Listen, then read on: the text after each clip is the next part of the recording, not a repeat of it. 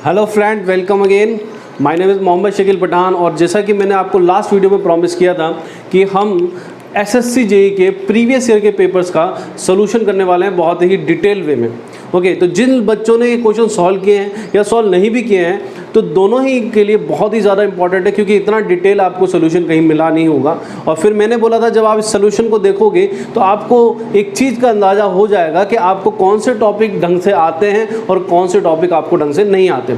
तो फ्रेंड्स, यहाँ पर मैं आपको 7 साल के 2013 से लेकर 19 को पेपर हुआ नहीं तो 18 तक के मैं पूरे एसएससी जेईई के पेपर के सोल्यूशन इस सीरीज़ में आपको कन्वे करने वाला हूँ या देने वाला हूँ। ओके, तो उसमें जब आप सोल्यूशन करोगे तो बहुत ही डिटेल वे में ये सोल्यूशन होंगे। जैसा कि अगर आप इस लेक्चर के थ्रू जाओगे आज तो आपको ये बात समझ में बहुत ही ब्यूटीफुली आ जाएगी कि क्यों मैं इस पेपर को सॉल्व करने वाला हूँ। इससे ही मैं आइडेंटिफाई करूँगा कि कौन से वो टॉपिक हैं जो आपके लिए बहुत ही ज़्यादा इंपॉर्टेंट है to SSC JEE exam. Okay, और अगर वो टॉपिक आपके कवर नहीं होंगे तो आप कमेंट बॉक्स में मुझे मेंशन करिएगा, और अगर वो टॉपिक आपके कवर नहीं है तो मैं उन टॉपिक के आपको इंडिविजुअल वीडियो बनाऊंगा। उसके अलावा मैं क्या कर रहा हूँ, हर सब्जेक्ट का मैकेनिकल इंजीनियर्स के लिए और सिविल के लिए फ्लूइड मैकेनिक्स का मैं एक short revision type of syllabus यहाँ पर कवर कर रहा हूँ। उस रिवीजन के अंदर मैं हर टॉपिक के सिग्निफिकेंस बताऊंगा, उसके साथ उस टॉपिक के मैं क्वेश्चन भी कराऊंगा और ये बताऊंगा कि एसएससी जेईई में कौन से क्वेश्चन है जो इस टॉपिक से आ सकते हैं और वो कौन से क्वेश्चन है जहाँ से आप कंफ्यूज होते हैं, और उन क्वेश्चन में डाटाबेस क्वेश्चन भी होंगे। तो माय डियर फ्रेंड, यहाँ पर बने रहिए। तो आप देखिएगा, सबसे पहले हम इस क्वेश्चन सीरीज पर आते हैं। तो एसएससी जेईई 2013 का ये पेपर है जिसके भी 4 क्वेश्चन है। हम इसके बाद नेक्स्ट 5 क्वेश्चन पर 25 टोटल नंबर ऑफ क्वेश्चन जो एसएससी जेईई में एफएम से आए थे इन 2013 वो 19 थे। 19 क्वेश्चन, 19 से 20 क्वेश्चन थे। तो आप देख सकते हैं 19 से 20 क्वेश्चन एक ही सब्जेक्ट से आए। तो that's why very important subject FM is very important with respect to mechanical and civil point of view. तो देखिए यहाँ से पहला क्वेश्चन जो आया है यहाँ पर वो आया, Francis turbine is the best suitable for. तो जैसा कि फ्रेंड्स आप लोग जानते होंगे, कॉलेज में भी पढ़ा होगा कि Francis turbine is the best suitable for medium head. अब ये बात तो आप सब लोग जानते हो, तो रटा हुआ है मीडियम हेड। तो जहाँ मीडियम हेड दिखे आप उसको टिक कर दीजिए। जो आंसर में मीडियम हेड था तो डायरेक्टली काम आ गया medium head. Francis turbine for medium head, Pelton turbine for high head and Kaplan turbine for low head. लेकिन ये कहानी तो रटी रटाई है, लेकिन इसका एक्सप्लेनेशन क्या है वो मैं बताता हूँ। बेसिकली क्या होता है कि जो पावर होती है इन टर्बाइन में उसका फॉर्मूला क्या है, उसका फॉर्मूला है WQH, that is a power produce by turbine. Okay, तो अगर आपके पास कोई टर्बाइन हाई हेड का है तो to generate a same power you require a less discharge. अब हम बात करते हैं पेल्टन व्हील की। तो पेल्टन व्हील में क्या होता है कि पेल्टन व्हील वहाँ यूज़ होता है जहाँ पर हेड जो है 200 से 3000 मीटर तक 1000 मीटर तक होता है। अब इतना हाई हेड 200 मीटर, समझ रहे हो कितनी बड़ी ऊंचाई हो गई, कितनी बड़ी है, मतलब आप बुर्ज खलीफा के बराबर मान लो। इतना हाई हेड पर अगर हमारे पास हेड अवेलेबल होगा तो ही हमारा पेल्टन व्हील यहाँ पर काम करता है, ठीक है। उससे नीचे काम नहीं करता, क्योंकि बेसिकली क्या होता है उस हेड को हम काइनेटिक एनर्जी में बदलते हैं, फिर काइनेटिक एनर्जी वहाँ पर स्ट्राइक होती है। तो और जो टरबाइन होते हैं उनकी जो साइज़ होती है वो 1-1, 2-2 मंजिल के बराबर होती है। तो बहुत ही हाई काइनेटिक एनर्जी से वाटर को जब जेट को जब वो ब्लेड पे टकराएगी तभी वो टरबाइन जो इतनी लार्ज साइज़ का है रोटेट हो सकता है because of high inertia of the turbine. Okay, और उसके बाद भी बहुत हाई स्पीड पे उसको रोटेट होना पड़ता है। उसका मैं जब हम कभी एक्सप्लेनेशन पढ़ेंगे हाइड्रोलिक्स का वो तो समझाऊंगा कि एक पावर का रिलेशन होता है 120 F/P, तो उससे ये रिलेशन आता है। वहाँ पर मैं बहुत ब्यूटीफुली समझाऊंगा क्यों पेल्टन टरबाइन को लो हेड पर हम यूज़ नहीं कर सकते, ठीक है। तो एक बात साफ है कि पेल्टन टरबाइन को जो हम यूज़ करते हैं वो 200 से बाकी 250 भी हो सकती है, 150 भी हो सकती है, 200 से लेके 1000 मीटर तक की हाइट तक हम पेल्टन टरबाइन को यूज़ करते हैं। उससे नीचे होगा क्या, उससे नीचे फिर क्या होता है, फिर हमको सेम पावर आउटपुट के लिए अगर हमारे पास हेड कम हो रहा है तो you required a very large discharge, और पेल्टन टरबाइन में इतना डिस्चार्ज अकोमोडेट नहीं हो सकता, क्योंकि पेल्टन टरबाइन में अगर इतना डिस्चार्ज अकोमोडेट करना है, अकोमोडेट मतलब इतना डिस्चार्ज से अगर डिस्चार्ज मतलब पानी, ठीक है, तो फिर वो क्या होगा, जो पेल्टन बकेट है उसकी साइज बढ़ जाएगी। पेल्टन बकेट की साइज बढ़ेगी तो टरबाइन का साइज भी बढ़ेगा, टरबाइन का साइज बढ़ेगा तो इनर्शिया बढ़ेगा, इनर्शिया बढ़ेगा तो फिर उसको और हाई हेड से उस पर टकराना पड़ेगा। सो कहानी या उस और हाई वेलोसिटी से टकराना पड़ेगा और उस हाई वेलोसिटी के लिए हाई हेड चाहिए होगा। तो यहाँ पर कहानी क्या है कि जब हमारे पास इतना ज़्यादा हेड नहीं होता है तो हमें डिस्चार्ज बढ़ाना पड़ता है, और पेल्टन व्हील जो है लो डिस्चार्ज पर काम करता है, हाई डिस्चार्ज पर काम नहीं करता, जिसकी वजह से हम यहाँ पर फ्रांसिस टरबाइन यूज़ करते हैं as compare to Pelton turbine. Okay, तो पेल्टन टरबाइन में तो टेंजेंशियल फ्लो होता है और फ्रांसिस टरबाइन में जो है पूरी पेरिफेरी से फ्लूइड आता है। तो जब पूरी पेरिफेरी से फ्लूइड आता है तो बहुत हाई अमाउंट ऑफ डिस्चार्ज एक बार में आ सकता है, इसलिए हम फ्रांसिस टरबाइन यूज़ करते हैं फॉर मीडियम। और फिर उससे भी कम जाएगा तो फिर अगेन हम केपलिन टरबाइन यूज़ करते हैं, क्योंकि अगेन हेड कम होने पर डिस्चार्ज बढ़ाना है तो फिर पूरे क्रॉस सेक्शन से वहाँ पर डिस्चार्ज पास होता है। तो that is the reason why we are using Francis turbine in medium head, why we are using Kaplan turbine in very low head, that is the reason। अब आंसर तो साफ है, मीडियम हेड के लिए हम लोग यहाँ पर क्वेश्चन अब डिस्कस कर रहे हैं, head develop by centrifugal pump depends on. तो देखिए सेंट्रीफ्यूगल पंप का जो हेड डेवलप है वो किस पे डिपेंड करता है, तो इसको समझने के लिए आपको सेंट्रीफ्यूगल पंप का वर्किंग समझना पड़ेगा।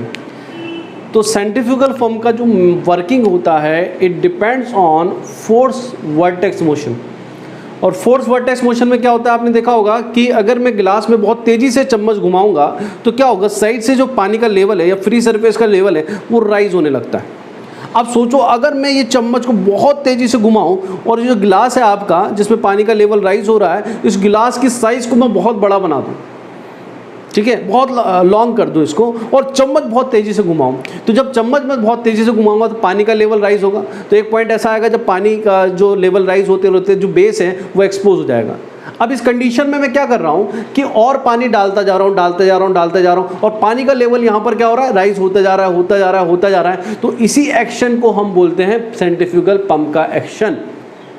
तो in case of centrifugal pump we have a working principle of force vortex motion. तो फोर्स वर्टेक्स में क्या होता है, when you rotate this with very high speed, और इस रोटेशन की वजह से क्या होता है कि जो फ्री सरफेस का लेवल है वो ऐसे राइज होने लगता है, या जो फ्री सरफेस है वो पैराबोलिक बनने लगती है। जैसे कि आपने पढ़ा होगा कि मान लीजिए हमारे पास कोई कंटेनर है, अगर उसको ओमेगा रोटेशनल स्पीड से रोटेट करें तो फ्री सरफेस इस तरह से राइज हो जाएगी, और तेज करोगे तो ये और राइज हो जाएगी, और तेज करोगे तो ये और राइज हो जाएगी। अब सपोज यहाँ पर ये फ्री सरफेस राइज हो रही है और आप कंटिन्यूसली यहाँ पर अगर वाटर डालते जाएं तो ये लेवल राइज होता चला जाएगा, ठीक है। तो ये यहाँ पर कितना लेवल राइज होगा वो किस बात पे डिपेंड करता है, कितना हाइट मैक्सिमम राइज हो सकता है वो इस बात पे डिपेंड करता है omega 2 R2 square upon 2G minus omega square R1 square by 2G। इन दोनों के डिफरेंस पे डिपेंड करता है कि किस रेडियस से ये आया और आउटर रेडियस क्या है। तो ये मैक्सिमम हाइट होती है which can be generated by centrifugal pump. तो यहाँ पर आप देख सकते हो कि टू जनरेट, यहाँ पर दिखा head develop by centrifugal pump depends on, देखिए कितना डेप्थ कंसेप्ट है। Head develop by centrifugal pump depend on impeller diameter, because impeller का जो डायमीटर होगा, जितना ज़्यादा इम्पीलर का रेडियस होगा उतना ही ज़्यादा आपका जेड यहाँ पर डेवलप होने वाला है। बाहर का जितना आउटर रेडियस होगा उतना ही ज़्यादा आपका हेड डेवलप होने वाला है। दूसरा स्पीड, यस ऑब्वियसली स्पीड के तो स्क्वायर पर डिपेंड करता है, तो सेकंड इज स्पीड, इसलिए आंसर यहाँ पर आएगा D. And that is a very very beautiful question. 99% बच्चे केवल स्पीड लगाएंगे, यहाँ पर 99% बच्चे केवल स्पीड लगाएंगे, इम्पीलर डायमीटर उनको पता ही नहीं होगा, इसलिए आंसर इज डी। ए और बी दोनों फिर ही डिपेंड करता है।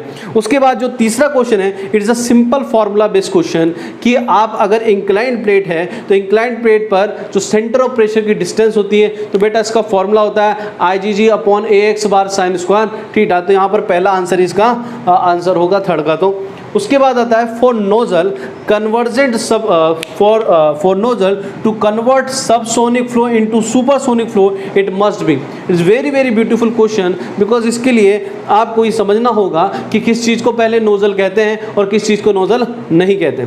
तो मैं आपको इस बात को समझा रहा हूँ, ये आप देखिएगा, ये कंप्रेसिबल फ्लो से क्वेश्चन है, कंप्रेसिबल फ्लो से क्वेश्चन है, और 99% बच्चे इस कंप्रेसिबल फ्लो को छोड़ के जाएंगे। आई नो दैट, नोज़ल को छोड़ के जाएंगे, और नोज़ल आपके सिलेबस में है। तो आप कमेंट बॉक्स में मेंशन करेंगे कि अगर आपने नोज़ल नहीं पढ़ा हुआ है तो कमेंट बॉक्स में मेंशन करिए, I will teach the nozzle to you. Okay, एक स्पेशल उसका वीडियो मैं बना दूंगा जहाँ पर सुपरसोनिक, सबसोनिक और डाइवर्जन, कन्वर्जन नोज़ल इन्हीं की बात होगी। तो कहानी देखिए यहाँ पर, कि अगर हमारे पास ये सेक्शन है और फ्लो ऐसे हो रहा है, इसको नोजल कब कहेंगे? जब मेक नंबर 1 से कम होगा।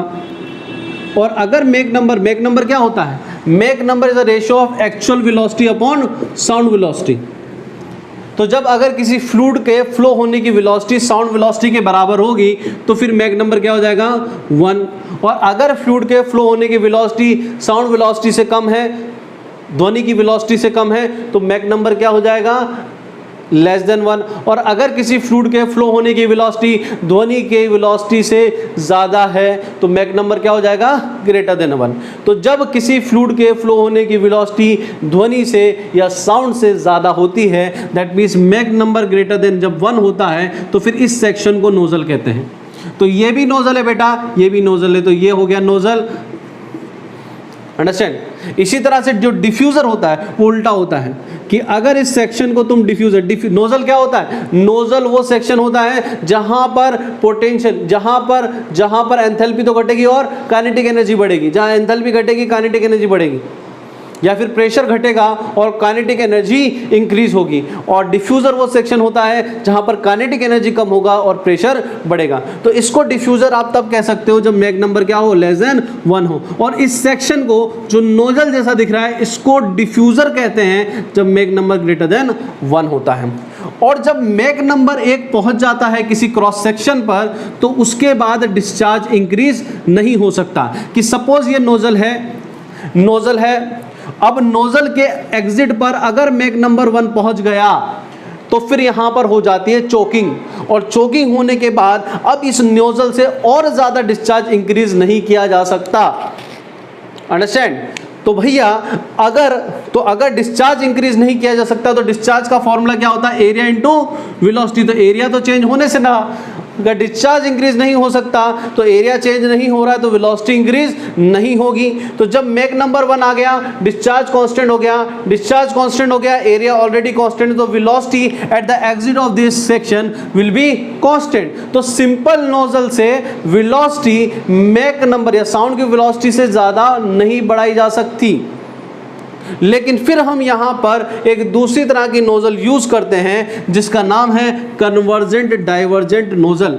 इन कन्वर्जेंट डाइवर्जेंट नोजल होता क्या है कि इस क्रॉस सेक्शन पर आ जाता है मैक नंबर 1, और इस मैक नंबर 1 आने के बाद ये वाला सेक्शन अब नोजल की तरह बिहेव करने लगता है। तो इस वाले में यहाँ पर मैक नंबर 1 से कम होता है, यहाँ पर मैक नंबर 1 से ज़्यादा होता है। इस केस में ये नोजल होता है, इस केस में ये वाला सेक्शन नोजल होता है। तो अब ये जो कन्वर्जिंग डाइवर्जिंग नोजल है, इसके एग्जिट पर जब फ्लूइड बाहर निकलेगा तो वो कौन सी वेलोसिटी में होगा? इसकी वेलोसिटी जो होगी वो साउंड की वेलोसिटी से ज़्यादा हो जाएगी, और उसी फ्लो को हम बोलते हैं सुपरसोनिक फ्लो। तो आपको याद होगा कि सुपरसोनिक फ्लो क्या होता है? सब सोनिक जानते हो, जब मैक नंबर 1 से कम होता है।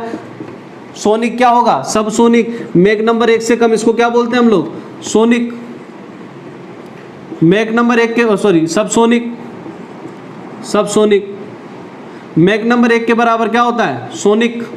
और मैक नंबर ग्रेटर देन 1 होता है सब सोनिक। तो सब सोनिक से फ्लो या फिर फ्लूइड की वेलोसिटी साउंड की वेलोसिटी से ज़्यादा कब होगी? जब आपकी कन्वर्जिंग डाइवर्जिंग नोजल होगी। तो आंसर क्या है यहाँ पर? Convergent divergent nozzle. तो आप देख सकते हैं कितने टफ क्वेश्चन यहाँ पर। The next question number 5, an ideal fluid क्या होता है? सो आइडियल फ्लूइड क्या होता है? जिसके अंदर पहली बात तो आइडियल फ्लूइड जो है वो हम लोग कहाँ से डिफाइन करते हैं? बर्नौली इक्वेशन से डिफाइन करते हैं। तो आइडियल फ्लूइड वो फ्लूइड होता है जिसमें ना तो कोई विस्कोसिटी होती है, और वो फ्लूइड जो इनकम्प्रेसिबल होता है, या वो फ्लूइड जिसकी डेंसिटी तो कांस्टेंट रहेगी और विस्कोसिटी क्या होगी? 0 होगी। तो जब बर्नौली इक्वेशन हम लोग निकालते हैं माय डियर फ्रेंड, तो उसके अंदर एक अजम्पशन मानते हैं नो विस्कस फ्लो। तो विस्कोसिटी वहाँ पर 0 अज्यूम करना पड़ती है, और डेंसिटी को कांस्टेंट रखने के लिए हमें डेंसिटी को कांस्टेंट लेने के लिए या डेंसिटी को इंटीग्रेशन से बाहर निकालने के लिए डेंसिटी को कांस्टेंट लेना पड़ता है। तो वहां से एक डेरिवेशन आता है, और उस फ्लूइड को, उस अजम्पशन वाले फ्लूइड को हम लोग कहते हैं आइडियल फ्लूइड। इसका मतलब incompressible non viscous fluid is known as ideal fluid. तो आंसर यहां पर क्या होगा? डी होगा। उसके बाद question number 6, for small discharge and high pressure following pump is preferred. Small discharge और हाई प्रेशर के लिए माय डियर फ्रेंड हमेशा याद रखिएगा रेसिप्रोकेटिंग पंप ही यूज होता है, क्योंकि अगर बहुत हाई हेड है तो सेंट्रीफ्यूगल पंप में कैविटेशन का फिनोमेना डोमिनेट करने लग जाता है। इसकी वजह से हम सेंट्रीफ्यूगल पंप को यहां पर यूज नहीं लेते। तो सेंट्रीफ्यूगल पंप कब यूज होगा माय डियर फ्रेंड? जब हमको ज्यादा डिस्चार्ज चाहिए होगा at low head, high discharge low head, low discharge high head is a reciprocating pump. Okay, तो इसलिए आंसर यहां पर क्या आएगा? बी आएगा। क्वेश्चन नंबर 7 पे हम चलते हैं। इन रिएक्शन टरबाइन, अब ये काफी कॉम्प्लिकेटेड क्वेश्चन हो गया। इन रिएक्शन टरबाइन कई बच्चे इसमें कंफ्यूज हो जाएंगे। Flow can be regulated without loss, ये पॉसिबल है ही नहीं कि फ्लो जो है विदाउट लॉस के पॉसिबल, या रेगुलेट मतलब कंट्रोल किया जाए, क्योंकि फ्लो के अंदर विस्कोसिटी तो होती है और विस्कोसिटी की वजह से लॉसेस होते हैं। तो पहला गलत है। दूसरा, वाटर में be allowed to enter a part और होल ऑफ व्हील सर्कमफेरेंस। इसको समझने के लिए आपको रिएक्शन टरबाइन का प्रिंसिपल समझना पड़ेगा। रिएक्शन टरबाइन का प्रिंसिपल क्या होता है कि इसकी ब्लेड को कुछ एयरफॉइल शेप का बनाया जाता है। जब इसकी ब्लेड को हम एयरफॉइल शेप का बनाते हैं तो ऊपर से पास होने वाला फ्लो जो फ्लूइड है, ऑटोमेटिकली अगर फ्लूइड यहाँ से पास होगा तो इसकी वेलोसिटी इंक्रीज हो जाएगी, लेकिन अगर फ्लूइड यहाँ से पास होगा तो वेलोसिटी डिक्रीज हो जाएगी, बिकॉज वो इससे टकरा के वेलोसिटी कम हो जाएगी। तो ऊपर क्या हो रहा है? फ्लूइड स्लाइड कर रहा है, इस वजह से वेलोसिटी बढ़ेगी। नीचे फ्लूइड स्लाइड नहीं कर पाएगा, वो इसकी प्रोफाइल से टकराएगा, जिसकी वजह से वेलोसिटी कम हो जाएगी। अब बर्नौली इक्वेशन एक बहुत ही ब्यूटीफुल कंसेप्ट दिया कि sir total mechanical energy is conserve, इसका मतलब total pressure energy plus kinetic energy का सम जो है वो एनवायरनमेंट में क्या रहता है? कांस्टेंट रहता है। तो अगर कहीं पर काइनेटिक एनर्जी बढ़ेगी तो प्रेशर एनर्जी कम होगी। इसका मतलब अगर यहां पर वेलोसिटी इंक्रीज हो रही है तो यहां पर प्रेशर क्या बनेगा? नेगेटिव बनेगा, एटमॉस्फेयर से कम हो जाएगा। और अगर यहां पर वेलोसिटी कम होगी तो यहां पर पॉजिटिव प्रेशर बनेगा जो कि एटमॉस्फेयर से ज्यादा हो जाएगा, जिसकी वजह से इस ब्लेड पर क्या करेगा? एक लिफ्ट फोर्स एक्ट करेगा। अंडरस्टैंड? और यही लिफ्टिंग का प्रिंसिपल भी है एरोडायनेमिक्स के अंदर। अब इन्हीं ब्लेड्स को अगर हम प्रोफाइल के चारों ओर लगा दें, एक व्हील के चारों ओर लगा दें और इस व्हील पर फ्लूइड को फ्लो कराएं, तो एक तरफ पॉजिटिव प्रेशर बनता है, एक तरफ नेगेटिव प्रेशर बनता है। एक तरफ पॉजिटिव प्रेशर, एक तरफ नेगेटिव, जिसकी वजह से हर एक ब्लेड पर एक लिफ्ट फोर्स लगेगा। And because of that lift force ये टरबाइन का जो टरबाइन है वो रोटेट करने लगेगा। अब सोचिए, इस वाले स्टेटमेंट पे जाइए, अगर यहाँ पर आधे पार्ट में ही फ्लूइड एंटर होता तो ये लिफ्ट फोर्स आधे पार्ट में ही लगता और इधर फोर्स क्या होता? जीरो होता। अगर लिफ्ट फोर्स आधे पार्ट में लगता, आधे पार्ट में जीरो होता, तो क्या होता? यहां पर जो समस्या आती वो बैलेंसिंग की आती। इसलिए माय डियर फ्रेंड हमेशा याद रखिएगा कि रिएक्शन टरबाइन में कभी भी पार्शियली एंट्री नहीं हो सकती, फ्लूइड पार्शियली एंटर नहीं हो सकता है ऑन द सर्कमफेरेंस। अगर फ्लूइड एंटर होगा तो फुल सर्कमफेरेंस में एंटर होगा, क्योंकि पार्शियल एंटर पे बैलेंसिंग की बहुत बड़ी समस्या आने लग जाएगी, क्योंकि जब ये फोर्स सभी जगह से लगेगा तभी यहां पर इनके कंपोनेंट जो है वो जीरो होंगे, अदरवाइज यहां पर बैलेंसिंग की समस्या क्रिएट हो जाएगी। आप कुछ देख सकते हैं। तो दैट इज द प्रॉब्लम। अब देखते हैं question number C. The outlet must be above the tail race. Tail race क्या होता है? कभी अगर आपने डैम देखा हो तो डैम के जो नीचे इधर वाला पोर्शन होता है, एक तरफ डैम के बहुत सारा पानी भरा होता है, नीचे वाला पोर्शन जहां से वाटर रिजेक्ट होता है उसको बोलते हैं टेल रेस। तो कोई भी टरबाइन जो होता है वो हमेशा टेल रेस से ऊपर लगाया जाता है, चाहे वो इंपल्स टरबाइन हो, वो रिएक्शन टरबाइन हो। उसका मेन रीजन, पहला रीजन तो ये होता है कि जब आप टेल रेस से ऊपर लगाओगे तो सर्विसिंग वगैरह के लिए उसमें जगह छोड़ी जा सकती है। तो अगर आपको कुछ पुर्जा वगैरह खराब हो गया तो आप टरबाइन के नीचे घुस के तो उसको सर्विस करोगे ना यार। तो अगर उस पानी के अंदर घुसा दिया या टेल रेस से भी नीचे लगा दिया तो उसको सर्विस करना इम्पॉसिबल हो जाएगा। तो हमेशा टरबाइन को टेल रेस के ऊपर लगाया जाता है। तो यहाँ पर जो आंसर करेक्ट बनता है वो है आंसर नंबर सी। ओके, और देयर इज ओनली, अब ये क्वेश्चन आंसर इसका ऑप्शन डी पढ़िए। The only partial conversion of available head to velocity head before entry to the runner. ये बेटा स्टीम के केस में होता है। स्टीम के अंदर रिएक्शन टरबाइन में इनलेट पर प्रेशर एनर्जी को वेलोसिटी में कन्वर्ट किया जाता है या एंथैल्पी को वेलोसिटी में कन्वर्ट किया जा सकता है, जिससे कि स्टीम टरबाइन की ब्लेड पर इजीली फ्लो हो सके।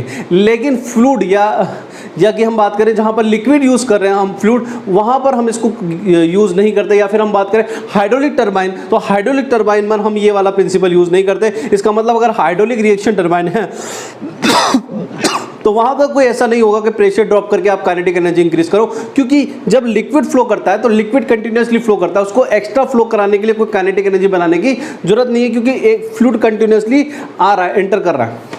जबकि स्टीम को फ्लो कराने के लिए काइनेटिक एनर्जी, उसको कुछ ना कुछ काइनेटिक एनर्जी देने की जरूरत होती है। इसलिए कई बच्चे यहाँ पर कंफ्यूज हो सकते हैं अगर उन्होंने स्टीम से इसको कोरिलेट कर दिया तो इसलिए यहाँ पर आंसर ये भी नहीं होगा, क्योंकि ये स्टीम टरबाइन की बात नहीं कर रहा, ये बात कर रहा है आपका हाइड्रोलिक टरबाइन की।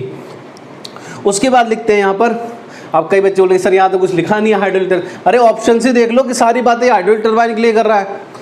ओके, वाटर में अलाउ, यहाँ ऑप्शन से समझ में नहीं आ रहा। इम्पल्स टरबाइन इज जनरली फीटेड, मैंने बोला हर वो टरबाइन हमेशा टेल रेट से ऊपर ही लगता है, तो यहाँ पर भी आंसर आएगा at the level of tail rate, ना स्लाइटली बिलो तो बिल्कुल नहीं, तो answer is A. 9 in general the vane of centrifugal pump are, तो देखिए सेंट्रीफ्यूगल पंप की जो वेन होती है वो हमेशा कर्व बैकवर्ड होगी, हमेशा याद रखिएगा, क्योंकि बेसिकली होता क्या है कि अगर आपकी फॉरवर्ड कर्व ब्लेड है तो एक कर्व बनता है पावर कंजप्शन और डिस्चार्ज के बीच में, तो जैसे जैसे डिस्चार्ज बढ़ता है इन case of forward curve blade power consumption बहुत ज़्यादा बढ़ता जाता है। ये फॉरवर्ड कर्व ब्लेड है, फॉरवर्ड कर्व ब्लेड, आपको याद होगा फॉरवर्ड कर्व ब्लेड कैसी होती है, this is the forward curve blade इस तरह से।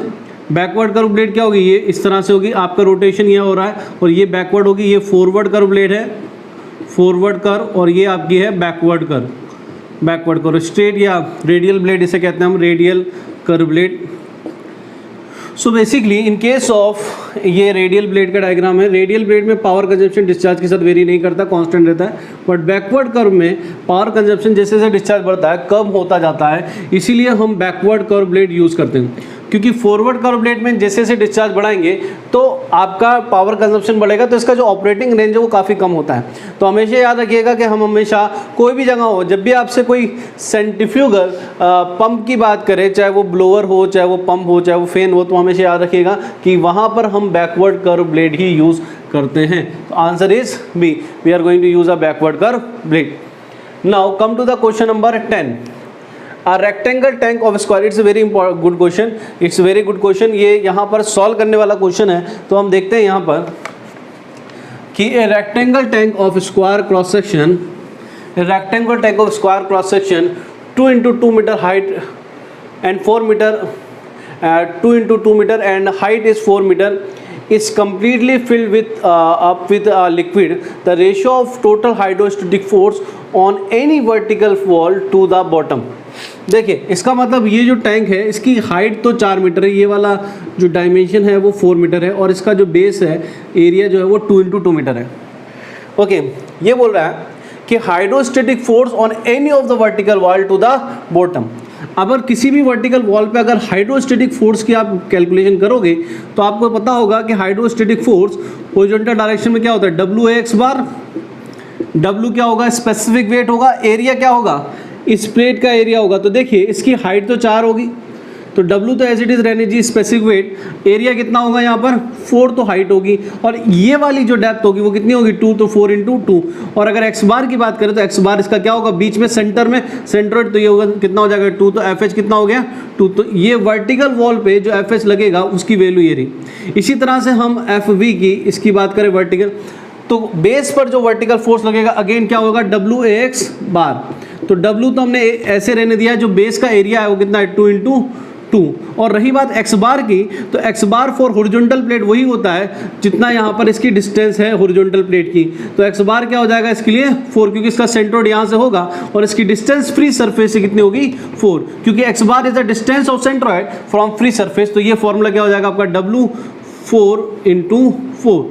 यहाँ पर आपका 4 into 4, ये भी आपका 4 into 4 बन रहा है, ये भी 4 into 4 बन रहा है। तो ऑब्वियस सी बात है कि इनका रेशियो क्या आएगा 1। तो आंसर यहाँ पर आपका सी आ जाएगा 1।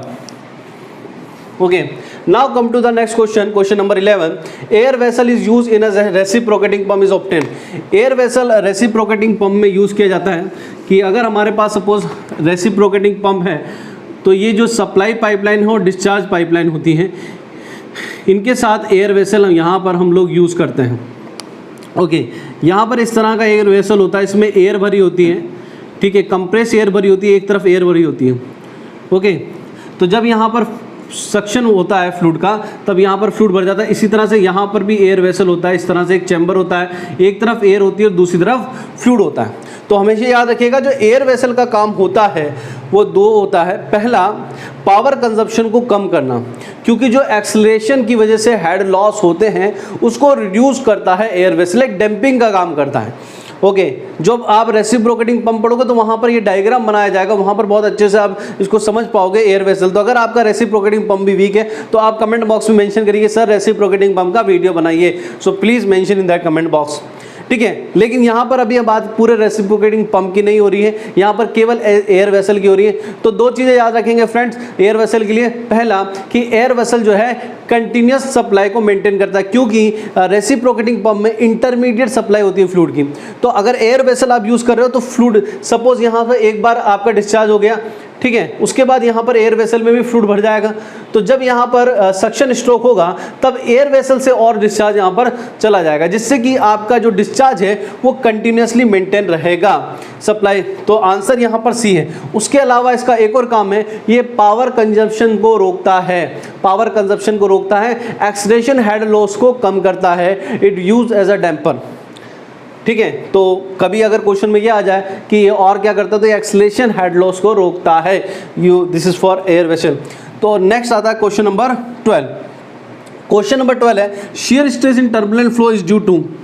तो देखिए shear stress in turbulent flow दो वजह से आती है। अगर आप ब्लासियस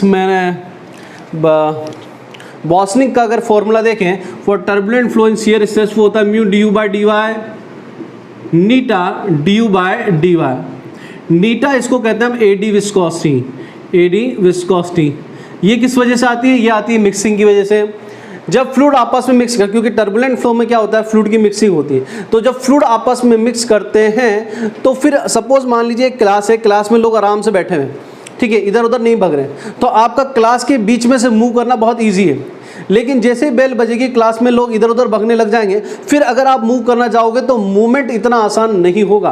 तो बेसिकली क्या होता है कि इन case of turbulent flow fluid का रैंडम मोशन होता है, एक दूसरे में मिक्सिंग होती रहती है, जिसकी वजह से एक एक्स्ट्रा रेजिस्टेंस जनरेट हो जाता है। उस एक्स्ट्रा रेजिस्टेंस को हम एडी विस्कोसिटी कहते हैं। तो अगर आपसे कोई पूछे कि shear stress in turbulent flow is due to, तो दो रीजंस होती है। एक तो fluctuating velocity in the direction of flow, क्योंकि जब फ्लक्चुएशन होगा वेलोसिटी का, सपोज हमारे पास फ्लूइड ऐसे फ्लो कर रहा है वी वेलोसिटी से, बट अगर यहाँ पर कोई फ्लूइड है जिसके पास कुछ फ्लक्चुएशन वेलोसिटी है, तो ऑब्वियस सी बात है कि ये इस लेयर से इस लेयर में मूव करेगा, जिसकी वजह से क्या होगा, हो सकता है इसकी वेलोसिटी ज़्यादा हो और इसकी वेलोसिटी कम हो। तो जब ये इस लेयर में मूव करेगा तो इन पार्टिकल की वेलोसिटी को भी ये कम करने की कोशिश करेगा, जिसकी वजह से एक एक्स्ट्रा रेजिस्टेंस जनरेट हो जाता है।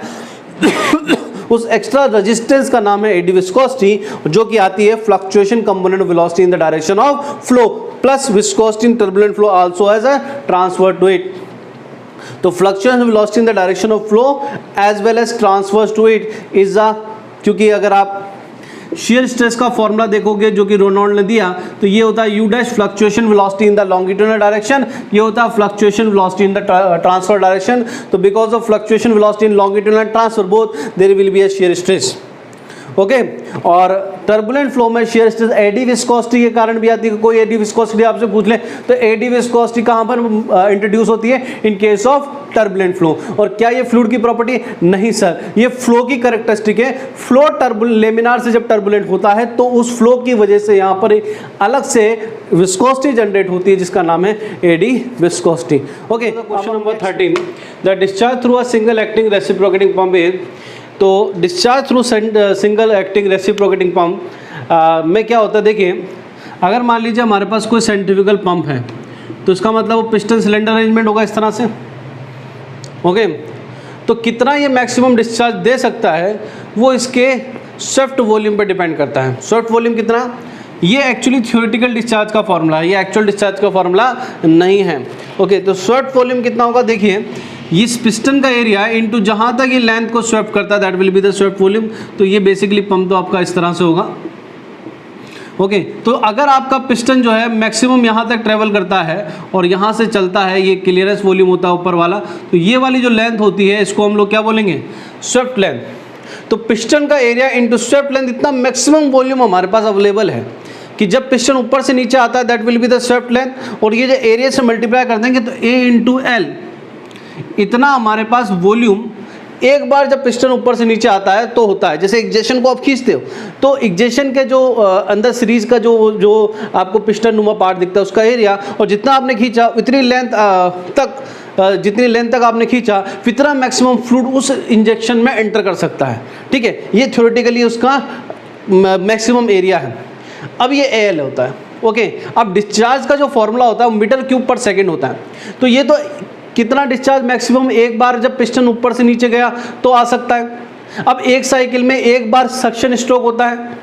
ओके, तो अगर यहाँ पर n साइकिल एक मिनट में, n क्या होता है आरपीएम पर मिनट, रोटेशन पर मिनट, तो एक रोटेशन में एक बार पिस्टन ऊपर नीचे या एक बार सक्शन स्ट्रोक होता है। तो n रोटेशन में कितने बार सक्शन स्ट्रोक होगा, n बार, और एक सेकंड में कितना हो जाएगा, अगर अपन 16 को कर दें तो ALN/60 इसका फॉर्मूला बनता है, डायरेक्ट फॉर्मूला है ALN/60। तो याद रखिएगा फॉर सिंगल एक्टिंग क्या होता है कि एक बार पिस्टन मूव करने पर एक ही सक्शन स्ट्रोक होता है, लेकिन डबल एक्टिंग में क्या होता है दोनों तरफ सक्शन स्ट्रोक होते हैं। कि पिस्टन क्या होता है यहाँ पर बीच में होता है, दोनों तरफ सिलेंडर होते हैं, पिस्टन इधर मूव करेगा तो इधर सक्शन स्ट्रोक होगा, पिस्टन इधर मूव करेगा तो इधर की तरफ सक्शन स्ट्रोक होगा। इसका मतलब पिस्टन के हर एक मूवमेंट पर एक सक्शन स्ट्रोक है। इसका मतलब एक रोटेशन में 2 सक्शन स्ट्रोक है, और अगर एक रोटेशन में 2 सक्शन स्ट्रोक है तो इतना वॉल्यूम उसके पास इतना वॉल्यूम एक रोटेशन में 2 बार अवेलेबल है, इसलिए इसको ट्वाइस से मल्टीप्लाई करेंगे तो आंसर उस केस में ये आ जाता।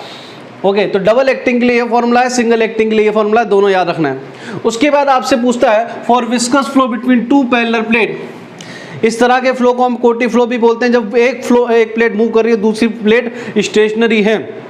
ओके, तो ये आपको याद रखना फॉर्मूले। अगर आपने फ्लैट प्लेट का डेरिवेशन आपको नहीं किया हुआ है, अगर आपको नहीं आता तो अपने कमेंट बॉक्स में इसको मेंशन करिए कि सर फ्लैट प्लेट का केस कराइए, तो मैं फ्लैट प्लेट का बहुत ही डिटेल में मैं आपको केस करा सकता हूं कि 2 फ्लैट प्लेट के बीच में जब फ्लूइड मूव करता है तो किस तरह से प्रेशर ड्रॉप होता है, किस तरह से शियर स्ट्रेस डेवलप होता है, किस तरह से वेलोसिटी प्रोफाइल होती है, किस तरह से और भी चीज़ें होती है, शियर स्ट्रेस प्रोफाइल होती है। तो इस तरह का केस मैं आपको करा सकता हूं, but you have to mention in the comment box first.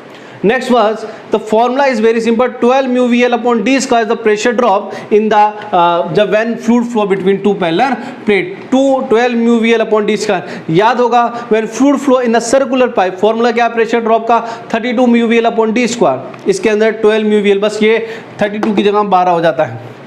Okay, तो 90% बच्चे ये गलती ना करिएगा, ये केवल पाइप के लिए फॉर्मूला है और यहाँ पर 2 पैरेलल प्लेट के बीच का पूछा हुआ है।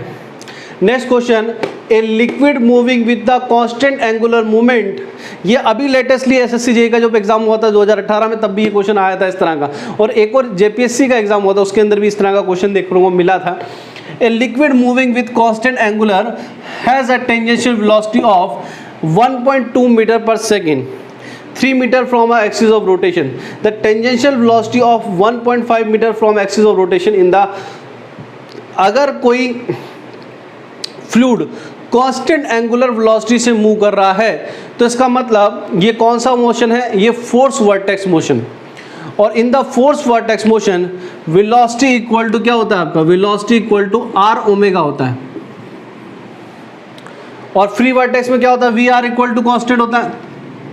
तो यहाँ पर वेलोसिटी आर ओमेगा होगी।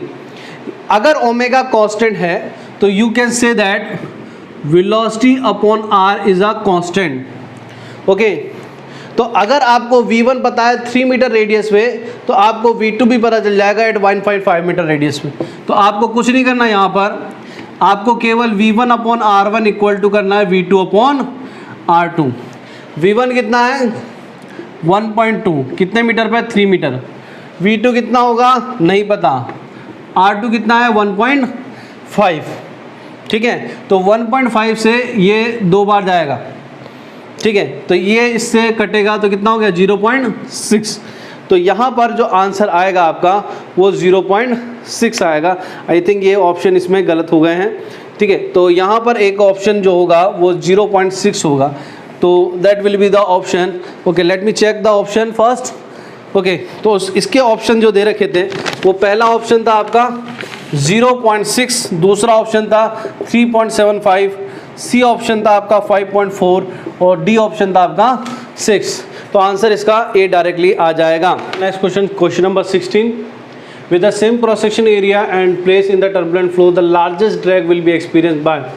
देखिए लार्जेस्ट ड्रैग जो है वो कब एक्सपीरियंस होगा, जब अगर बॉडी मान लीजिए स्ट्रीमलाइन के जस्ट नॉर्मल है, तो उस केस में यहाँ पर बहुत हाई प्रेशर ड्रैग जनरेट होता है, क्योंकि सामने से मान लिया अगर हवा आ रही है, एकदम से हवा की वेलोसिटी जीरो होगी, एकदम से वो टकरा के रुक जाएगी तो बहुत ज़्यादा फोर्स जनरेट करेगी। उसके रेस्पेक्ट अगर बॉडी ऐसी है तो हवा इसके ऊपर से स्लाइड होकर निकल जाएगी। तो इसलिए कि जो लार्जेस्ट ड्रैग जनरेट होगा a circular disc held normal to the flow direction, इसके अंदर होगा। अगर वही सर्कुलर डिस्क पैरेलल लगी ऐसे रखी हुई है और हवा ऐसे निकल जाएगी तो फिर ड्रैग जा रहा है। ड्रैग क्या होता है, जो बॉडी को ऐसे धक्का देता है। ड्रैग कब लगता है, जब आप किसी एयर के अंदर मूव कर रहे हो तो आपने देखा होगा कि आपको पीछे की तरफ एक फोर्स लगता है, that is known as drag force. आप मोटरसाइकिल में बहुत हाई वेलोसिटी से जा रहे हो तो आपको पीछे की तरफ एक फोर्स लग रहा है, that is the drag force. तो ऑब्वियस सी बात है, अगर आप ऐसे सामने खड़े होंगे तो आपको ज़्यादा फोर्स लगेगा, लेकिन अगर आप इस तरह से होंगे तो आपको कम फोर्स लगेगा। तो अगर आप एयर की वेलोसिटी की डायरेक्शन में पैरेलल हो जाएंगे तो ड्रैग फोर्स कम लगता है, इसलिए आंसर यहाँ पर क्या आएगा, C. Question number 17, a streamline body such that. देखिए streamline body is such that, streamline body वो होती है जो स्ट्रीमलाइन के पैरेलल हो जाए। अब स्ट्रीमलाइन आप जानते हो, सपोज हमारे पास कोई बॉडी, ओके, इस तरह से, this is non also streamline body. तो यहाँ पर अगर स्ट्रीमलाइन इस तरह से पैरेलल है, इसी के पैरेलल अगर सरफेस की प्रोफाइल भी होगी तो इसको हम स्ट्रीमलाइन बॉडी कहेंगे। लेकिन अगर सपोज हमारे पास स्ट्रीमलाइन यहाँ पर इस तरह से है लेकिन ये बॉडी उसके पैरेलल नहीं है, ओके, तो इसको स्ट्रीमलाइन बॉडी नहीं कहेंगे, क्योंकि इसकी वजह से क्या होगा, यहाँ पर एडीज बनना स्टार्ट होती है, यहाँ पर एक लो प्रेशर रीजन बनना स्टार्ट होता है, ओके, यहाँ पर हाई प्रेशर रीजन होता है, यहाँ लो प्रेशर रीजन की वजह से इसके ऊपर बहुत हाई अमाउंट ऑफ ड्रैग लगता है। जबकि अगर स्ट्रीमलाइन बॉडी है तो यहाँ पर बहुत ही कम लो प्रेशर रीजन बनता है, जिसकी वजह से प्रेशर ड्रैग बहुत कम लगता है और यहाँ पर इसको ईजिली मूव करना पॉसिबल होता है। तो जैसे मछली है, एरोप्लेन है, they are all streamline body. तो अगर इनके आसपास स्ट्रीम सरफेस बनाई जाए तो ये स्ट्रीमलाइन बॉडी की जो सरफेस है उससे कोइंसाइड करेगी, क्योंकि स्ट्रीम सरफेस स्ट्रीमलाइन को मिला के बनाई जाएगी। तो स्ट्रीमलाइन और स्ट्रीम सरफेस जब एक हो जाती है, एक जैसी ही बनती है, उस केस में बॉडी आपकी परफेक्टली स्ट्रीमलाइन होती है, ओके। तो बॉडी आपकी परफेक्टली क्या होती है, स्ट्रीमलाइन होती है। तो आंसर यहाँ पे मोस्ट प्रोबेबली जो है वो डी होगा, the shape of the body coincide the stream surface. तो अगर उस बॉडी के आसपास स्ट्रीम सरफेस बनाई जाए तो उस शेप को, और अगर वो स्ट्रीम सरफेस से कोइंसाइड करती है तो बॉडी परफेक्टली स्ट्रीमलाइन है। लेकिन कोई भी बॉडी कई बार परफेक्टली स्ट्रीमलाइन नहीं बन पाती। बहुत सारे रीज़न है उसके कि हर बॉडी परफेक्टली स्ट्रीमलाइन नहीं बनती, कुछ ना कुछ ब्लंट शेप आता है। बेसिकली अगर ये ऑप्शन में नहीं होता तो ये आंसर आ सकता था, क्योंकि स्ट्रीमलाइन हम तब बनाते हैं जब हम फ्लो सेपरेशन को भी मिनिमम करना चाहते हैं अलॉन्ग द स्ट्रीम सरफेस, क्योंकि फ्लो सेपरेशन की वजह से ये एडी फॉर्मेशन होता है। यहाँ पर क्या हो रहा है, फ्लो सेपरेशन हो रहा है, और इसी वजह से एक तरफ लो प्रेशर रीजन और एक तरफ हाई प्रेशर रीजन बनता है, और इसी की वजह से प्रेशर ड्रैग बनता है। तो यहाँ पर हम लोग क्या कहानी है कि फ्लो सेपरेशन को भी कम करना चाहते हैं, बट आंसर यहाँ पर मोस्ट प्रोबेबल ये होगा, इसलिए आंसर इसमें डी है। लास्ट ऑप्शन बच्चों जैसे है, pascal into second. Pascal into second Newton second पर मीटर स्क्वायर किसकी यूनिट है, it is a unit of dynamic viscosity. Newton पर मीटर स्क्वायर को हम पास्कल कहते हैं, तो pascal into second is a unit of dynamic viscosity. The answer यहाँ पर डी लगाइए, kinetic viscosity will not be a answer. Kinetic viscosity भी बहुत बार क्वेश्चन आएगा, मीटर स्क्वायर पर second is the unit of kinetic viscosity. Question number 19, the shear stress in turbulent pipe flow varies. तो देखिए पहली बात तो पैराबोलिक के लिए वेरी नहीं करती, वो लेमिनार के लिए वेरी करती है, तो पहला आंसर तो गलत है। कांस्टेंट ओवर द पाइप ये हो नहीं सकता कि कांस्टेंट ओवर द पाइप, ये भी गलत है। Zero at the centre increase wall linearly vary नहीं करती बेटा, it's vary linearly in case of laminar flow, but turbulent flow के केस में लीनियरली वेरी नहीं करती। तो आंसर केवल एक ही है, it varies as a 7th power law, क्योंकि टर्बुलेंट फ्लो में हम u अपॉन यू इन्फिनिटी जो वेलोसिटी प्रोफाइल देते हैं y अपॉन डेल्टा 1/7 से देते हैं, इसी को हम बोलते हैं 7 power low, which is nothing but a velocity profile. तो इस केस में अगर आप यह क्या करोगे, शियर स्ट्रेस का फॉर्मूला लिखोगे म्यू du/dy, तो ऑब्वियस सी बात है कि ये ऑलमोस्ट 7 पावर लो के रूप में ही आने वाला है। तो इसीलिए ये बोलते हैं हम लोग कि shear stress in case of turbulent flow varies according to 1/7 power law. उसके बाद क्वेश्चन नंबर 20, ये कैरेक्टरिस्टिक कर्व से क्वेश्चन है बेटा। ये कैरेक्टरिस्टिक कर्व आपको याद रखने हैं कि फ्रांसिस टरबाइन के लिए, ये तो किसके लिए, ये वाला कैरेक्टरिस्टिक कर्व होता है पेल्टन टरबाइन के लिए। तो जब भी अगर आपको इस तरह की सीधी लाइन दिखे या इस तरह से झुकी हुई लाइन दिखे तो it's for Pelton wheel, between discharge और यूनिट स्पीड के बीच में ये करेक्टरिस्टिक कर्व खींचा गया है। ऐसे अलग अलग क्वांटिटी पावर और यूनिट स्पीड के बीच में, एफिशिएंसी और डिस्चार्ज के बीच में करेक्टरिस्टिक कर्व होते हैं, वो आपको याद रखने हैं बेटा। अगर आपको करेक्टरिस्टिक कर्व पढ़ने हैं और अगर यूनिट क्वांटिटीज पढ़नी है तो आप कमेंट बॉक्स में मेंशन करेंगे कि सर हमें नहीं आते हैं, हमें ये पढ़ना है, तो मैं आपको उसका भी एक सेपरेट वीडियो बना दूंगा। करेक्टरिस्टिक कर्व क्या होते हैं, पंप के भी क्या होते हैं, टरबाइन के भी क्या होते हैं, if you want to study. But first you have to comment and share this characteristic curve दे दो। ये पेल्टन का हो गया। उसके बाद बात आती है केपलेन की। तो केपलेन का जो करेक्टरिस्टिक कर्व होगा हमेशा वो ऊपर होगा, याद रखिए। तो ये जो होगा दैट इज फॉर केपलेन टरबाइन। ये केपलेन का करेक्टरिस्टिक कर्व होगा between unit discharge and unit speed के बीच में। अगर आपको फ्रांसिस का देखना, तो फ्रांसिस का करेक्टरिस्टिक कर्व किसी कर्वेचर के रूप में होता है, तो इसको बोलते हैं फ्रांसिस का करेक्टरिस्टिक कर्व। तो ये तीनों का करेक्टरिस्टिक कर्व हो गया, पेल्टन, केपलेन, फ्रांसिस। इसको देख के साफ साफ लग रहा है कि ये पेल्टन का है, इसलिए आंसर यहाँ पर आएगा पेल्टन व्हील का characteristic curve. So it is the question number, answer number C. Thank you very much. आज के लिए ये सीरीज हमने 2013 के क्वेश्चन कंप्लीट किए हैं। और अगर आपको ये वीडियो बहुत ही अच्छे लग रहे हैं, पसंद आ रहे हैं, और अगर आप हमारे चैनल को सपोर्ट करना चाहते हैं, तो please like and subscribe, please like and subscribe. We want your support, okay, जिससे कि हम बहुत अच्छे अच्छे वीडियो और शेयर कर सकें आपके साथ। Thank you very much.